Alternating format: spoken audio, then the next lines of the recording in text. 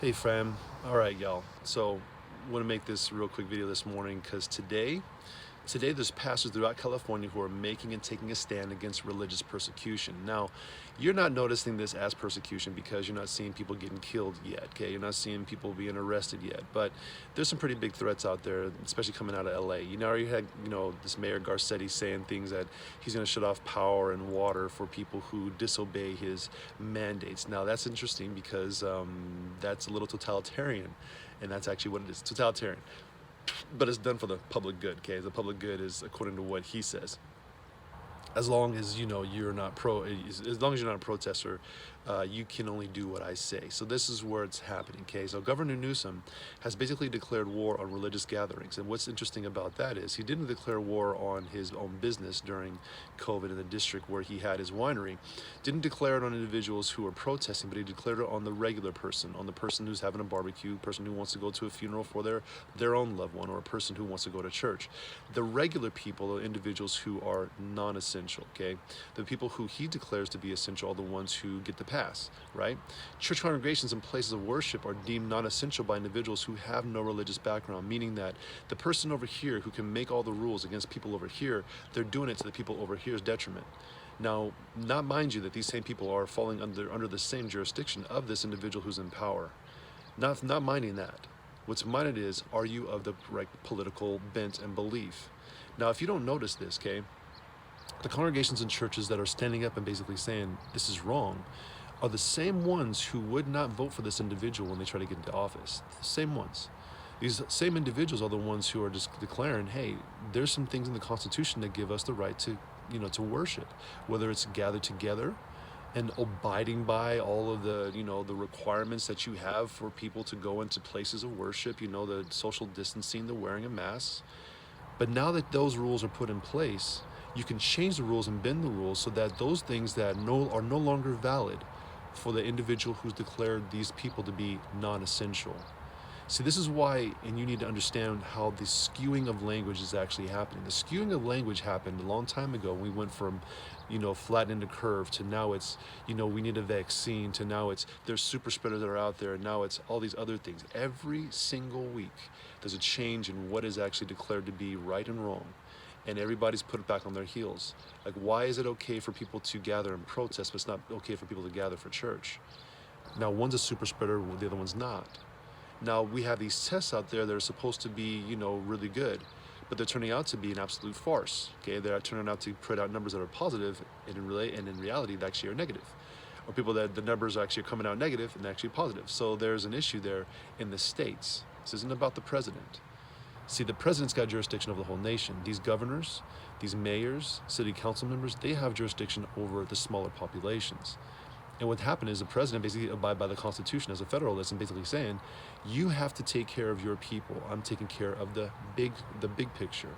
But what are people doing who hate the president? They're saying, well, under your presidency, all these things are going to chaos. No, it's under their leadership, not the president's leadership. The president's allowing them to lead. That's what you actually do as a leader. You allow people to lead, and you get to see what they actually are doing. See, when Governor Gavin Newsom, he declared things to be essential and non-essential, what he was saying is this. What the definition of essential actually is as a noun, something necessary, indispensable, or unavoidable. As an adjective for essential, it means of the utmost importance. Now, necessary actually means something necessary or required for a particular purpose. And now what's happened here? Grocery stores, Home Depot, what he declares to be essential are those things that are actually essential, okay? But the things that this person declares to be non-essential, those people are just thrown to the wayside. Now you have to understand, okay, what does that mean for you as a person of faith? That means that your faith is not essential to a person who has no faith. So they can declare and exert power on individuals who they still govern. And it means a manner that actually is totalitarian. That's not right. And that's where the Constitution comes in, which is why it's so interesting that people don't know civics. They don't know how this stuff actually works. They don't know what it actually means for a person to use their power and exert it over others. See, in this, which you always hear people who are, let's say secular, who have no faith, they do not want the church speaking into the state.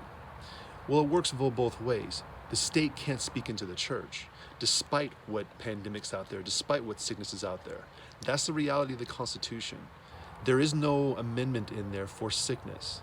It's you give people the freedom to make their own choice for themselves, okay? And when you put rules out there, like you want to wear a mask or social distance, whatever, but then you declare that these people over here have to abide by this or they can get arrested, because that's actually what's being used right now in LA. If you don't do what I say, I'll arrest you and I'll put you in prison. If you don't do what I say, I'll take away your business license. If you don't do what I say, I'll put you in prison. If you don't do what I say, I'm gonna break up your home gathering. If you don't do what I say, if you don't do what I say, if you don't do what I say. You need to understand what's happening right now, because the people of faith are declared to be non-essential, not necessary. You are not necessary. But let's think about what that actually means for the greater general society, okay? Right now, I'm gonna put two articles here that you can read about the increase of IPV and also the increase of child abuse. You're gonna read about what IPV actually is in the Psychology Today article. You can also read about the increase of child abuse over the course of this time that we're in COVID. You need to know these things, because it's the non-essential people who actually have been dealing with these essential things. The non-essential people are the ones who actually are running to these problems and trying their best to help out. But you also have people within the church congregations who are pastors who are using their own political bent, while saying they're not political, to exert their own power of influence on people who would abide by their political ideology. So you have more the liberal pastor, the supposed advocate, and those individuals out there who will virtue signal and tell you how stupid these congregations are for not obeying the rules, while they themselves abide by the anti-Christian, anti-faith guidelines of these governors, these mayors, these city council members. So you have to understand there, when you see the hypocrisy of these so-called Christian leaders to use their own influence against Christians, you need to understand what's really at stake here. When they talk about, yeah, the president's a Nazi and all that other crap, but then they're using Nazi tactics as anti-Christian Christian individuals in the leadership. They're using that against their own congregations and against people, and they're declaring themselves to be pious and enough to say, I know better than you, which comes out super arrogant. You need to know who these people are, because these aren't people you need to be following. You don't need to be following these people. I'm just being real with you. Because when those people, when it comes down to it, they will say things which are projection against the other people, which they themselves are actually doing. The projections out there are ridiculous out there, okay? Just look up projections. You can, it's a psychological term, and it's actually happening right now. But this is the deal for you. There's going to come a point where you need to support your pastors who are basically standing up. And you as a basic congregant, somebody who comes to church, who wants to go and be in fellowship, you need to understand your rights are being infringed upon by people who do not care about you. They don't think that you actually have an essential purpose in society. They believe that. They don't care about you. And they want you to understand you are not an essential person on this earth and in this state. Governor Cuomo actually said at one point that he didn't really care if these people left his state, but now the dude's crying about not even having enough tax revenue. So you can't just basically tax people to death because you are removing their ability to support themselves, because you as a governor, you as an individual who's a radical, you as an individual who are basically making these statements against people who you are governing over, you are doing something that to your own detriment by eliminating these people as essential. We understand who we are to society. We understand in the shadows and in the places that most people don't want to go to, that we will stand up and we'll do it. And that's where the difference is. We understand that every single individual here is essential because they've been created after God's image. That's the truth, okay? The truth is that every single person's heart, they're aligned to something that may or may not fit up one individual's narrative, but in reality it fits the grand narrative of the desire for souls. So when children are being abused, wives are being abused, when children are being trafficked and all other stuff is actually happening, but then the Christian individuals who have a political bias toward liberalism will ignore those things for their own political bent of abiding by the state, then these individuals, they get to profess to you how much and how better aligned they are to God, while they're having all these rules and these regulations come at the detriment of their own congregations and the people who they're leading. You need to know these things, because even as this short sermon is, I'm telling you this right now, you need to know who you people are who are leading you. You need to know where they're leading you to, on the edge of the cliff.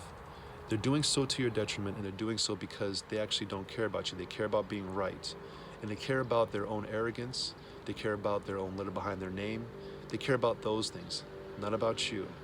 And what's hard about it is, it makes sense when you look at it objectively, okay? Hope that this helps, and I also hope too that you understand that people on the couch are getting pissed off, and people on the couch are just going to start saying, no,